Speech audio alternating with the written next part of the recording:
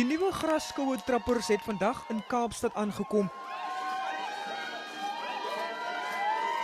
Die tradisionele reeldansgroep van Wuppertal in die Cederberge het behoorlik stof in hulle internasionale eweknieë se oë geskop. Die groep het altesaame 13 medaljes in verskillende danskategorieë verower, waarvan 4 goues. 3 van die dansers is 'n maandlange studiebeurs deur die Millennium Dansmaatskappy in Los Angeles toegeken. Ek sê van die donkiekar in die rooi veldskoen na Los Angeles liggies en limousines. Dit was 'n fantastiese ervaring, 'n wonderlike voorreg om ons land te gaan verteenwoordig met iets wat eie aan ons land is.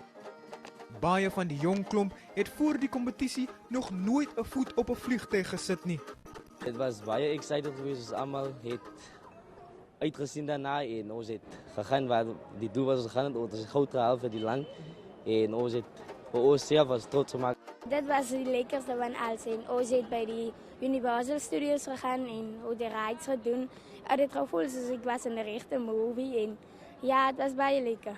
Die organiseerders hoop nou dat die internasionale blootstelling wat die groep in Los Angeles gekry het, die kollig opnuut op die reeldans gaan plaas en boonop die unieke dansvorm en die kultuur wat daarmee gepaard gaan sy regmatige plek in Suid-Afrika sal gee. Percival Young, Unies, Kaapstad.